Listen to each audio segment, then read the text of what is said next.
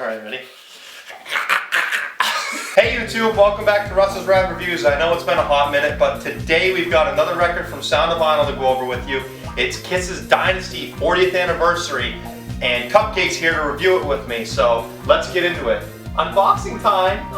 By the way, just right off the bat, these Sound of Vinyl envelopes are kind of pathetic, although this one's a lot better than some of the ones I've seen. It's straight, I've got 2 hype stickers, and it feels kind of heavy. There's a pretty good chance there's some artwork in here.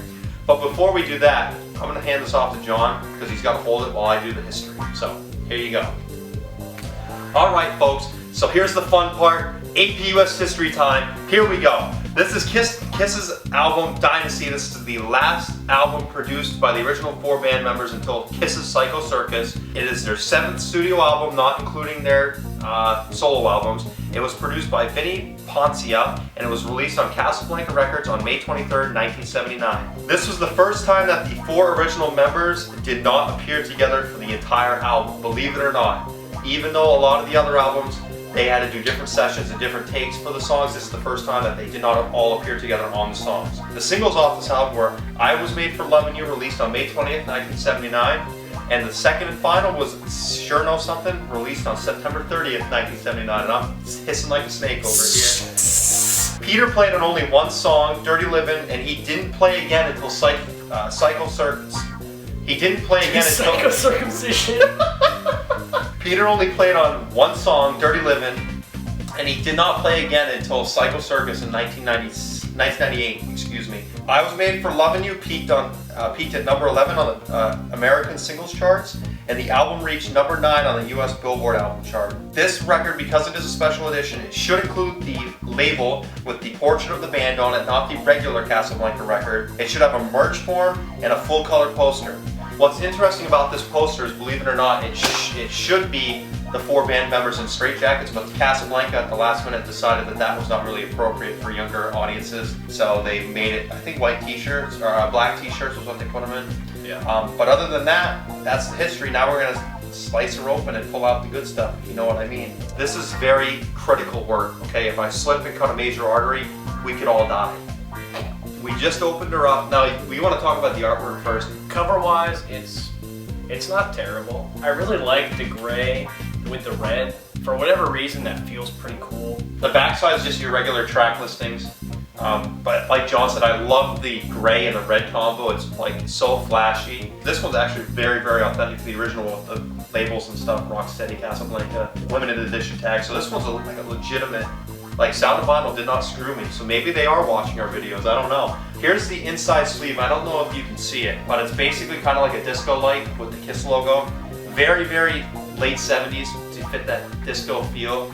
John's opening up the poster there. This is literally authentic to the original one, which is awesome because I know some people haven't been getting the posters. John's going to turn that poster around and try to get it in the frame. We haven't even pulled out the record yet, but I can say so far that my score for artwork's probably what, like a 9.5 out of 10. Look at how awesome this is. I'm at a 10 right now for artwork for this particular pressing. I'd say packaging-wise, they knocked it out of the park. So for artwork / packaging for this record, they definitely nailed this one. I completely agree with John. What are you at right now before we pull out the record for a score? I'm at a 10. I'll give it a 9. I mean, because the only downside is the album cover isn't amazing. That's true. But all the stuff it comes with, this especially, and that sleeve looks great. Yeah. So I'll give it a 9. Actually, you know, he kind of brings up a good point. If this was like Rock and Roll Over cover, like the Destroyer cover, it'd be a 10.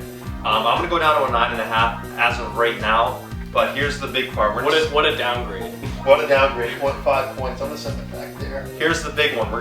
This is what's gonna make it. This might jump you up, but here we go, guys. Pull out Game is Strong. Look at that. Oh, baby. Look at that. Man. That's incredible. That is beautiful. I am so happy that I got this redemption from that other pile of shit that we got from Sound of Vinyl the last time. This is beautiful. Well, I'm gonna let you talk about it because I'm about to get my pants. I love the color. It's like the light is going through the thing and onto your hand. That looks great. I'm gonna say it right now. I'm going up to a 10 for artwork on this. I mean, I know the cover isn't that good, but for a special edition album, you cannot get much better than that. I mean, yeah, like I'd say packaging overall is probably a 10. Yeah, they nailed it out All of the this park. stuff is just great. The only thing that wasn't in here, which isn't really a big deal because they aren't, I mean, the Kiss Army's online is there isn't a merchandise form. So yeah, so that's the only thing with this particular pressing is there isn't an order form, but honestly, I don't care because this is gorgeous. Between this, and that alone, I'm giving it a 10 for artwork. It's beautiful. I don't know what your feelings are. I'll still stick with a 9. Okay. But I mean, this is amazing. This is great. Because I know you haven't ordered any of the special edition albums. Is this one that you would consider doing now that you've seen it? In all honesty, he's on a maybe. Possibly. Okay. So we got to do the thick scale. So look at this. Just separate that. Look at that. It doesn't even flex. Feel how thick that is. You're gonna get some You're gonna get some play. That's the one thing that Sound of Vinyl and these reprints is doing well at, is they're very thick. So you're gonna get lots of play out of these. That's a 5. That's like a 5. Like the thickest record I've ever held. That's as thick as the Rolling Stones one that I did with Stoney. That's a 5. Do you want to move on to songs? Is that what we do now next? Let's do it. On side 1, there's only 4 songs. Starts off with I Was Made for Loving You, followed by 2000 Man, followed by Sure Know Something, followed by Dirty Living. And I'm gonna let John go first on his thoughts on that ladder. So with the first song, I mean, any Kiss fan knows it's the disco song, whatever, this is the disco album. This song has grown on me over the years. I really love it. As for the other songs, like 2000 Man, awesome. Dirty Living, amazing. Sure Know Something is an awesome song. I Was Made for Loving You grew on me because, you know, my first Kiss album was The Very Best of Kiss. And I heard it and I was like, man, you know, I had no idea that they went through the transition with the disco and stuff. I thought it was a legitimate Kiss song because you get to the guitar solo when Ace is slapping his guitar and it's like popping. Ace's solo, it's like what, 7 seconds long? Yeah. But it's so good. It's so good. 2000 Man for me is the best one on this side. Dirty Living's really close. It interchanged with actually the other 3. Sure Know Something is great too. This side is solid. I love this side. I mean, this is one of those where you could literally put it on the turntable and just play it through. For side 1, I mean, it's solid. So side 2 starts off with Charisma, followed by Magic Touch, followed by Hard Times, followed by X-Ray Eyes, and followed by Save Your Love. I love Charisma. It's not a good song. It's so like, it feels so cheesy, and that's why I like it. It's Charisma, love.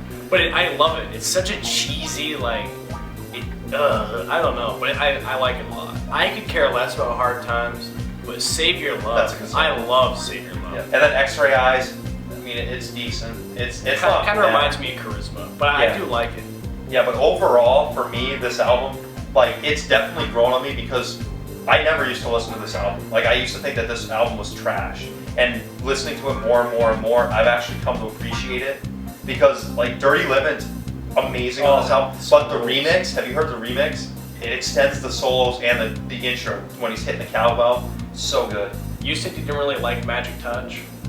It's for me on this album. It was probably the weakest, and that's like taking a stainless steel chain and saying that like one of the links is the weakest. Right. You know what I mean? It's still good and it still belongs in here, but it's the one for me that I could go without. You know. I would say the one for me that's kind of the weak link would probably be Hard Times. Yeah. Even though I really like that song, but Magic Touch is it's so good. And we're being overcritical with this album. I mean, this is one of those albums now for me. I can throw it on and listen to the whole thing, no skips.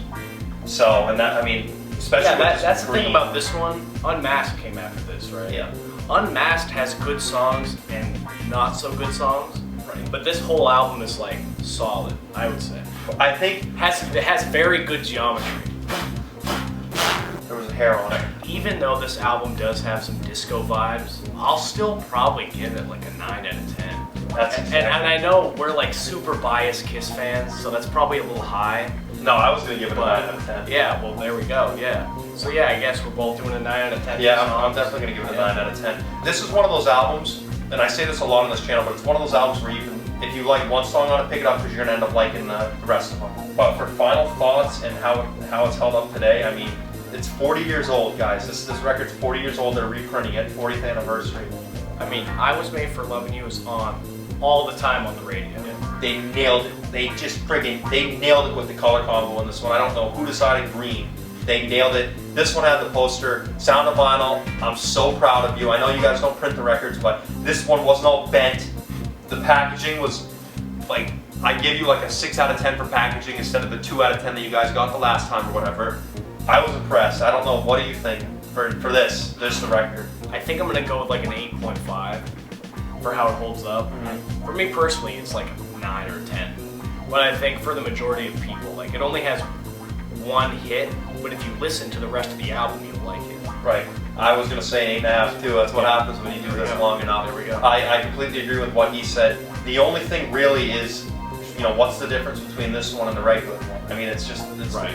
I don't know if the Sound of Vinyl regular one comes with the order form and the poster. I'm assuming it does. This one I just happened to order because it was one of those I got the notification, and we like doing these videos because it gives us a different perspective, and the colors are cool. But if we were to compare it to the regular Dynasty, I don't think our grading would be any different. So I think an 8.5, 8.5 for how it's held up today is definitely fair. I don't really have any complaints. I mean, it's good for me. Yeah, in comparison to the last one we did, the Kiss, the Kiss Swirl one, how does this one score? If you were to rank the Kiss Swirl one versus this one, what would it be? See, the Swirl one, it had a lot of problems. Well, like the actual physical record, like the swirl doesn't really affect playability. Right. But this just looks so cool. But the thing, I mean, they don't have to deal with like a swirl with the green. Right. So it's just one solid color. And I think Sound of Vinyl too got a bad rap because people, like, we thought they printed those records. So, but I really think Sound of Vinyl, saved face with this record. And I know there's some people are going to be like, well, mine didn't come with the poster and the hype sticker. Look, I mean, Sound of Vinyl has a really good customer service group. I mean, you were with me when I did the thing. They gave me almost $12 back on that swirl one for the bend. So Sound of Vinyl does know what they're doing. In comparison for me to that other one, this is 100 times better. It's just they nailed this one. Now, if you were going to go, because I bought one, so if you were going to go buy one, because you don't have Dynasty on vinyl, if you were going to go buy a reprint, would you buy the limited edition one, or would you buy the regular press? I mean, I'd buy this one. It's green. It looks cool. Yeah. For me, definitely pick up this one if you can afford it. If not, get the regular one. This is a really good album, definitely worth the money. With that, folks, we are going to blast off into space and see you in the next review.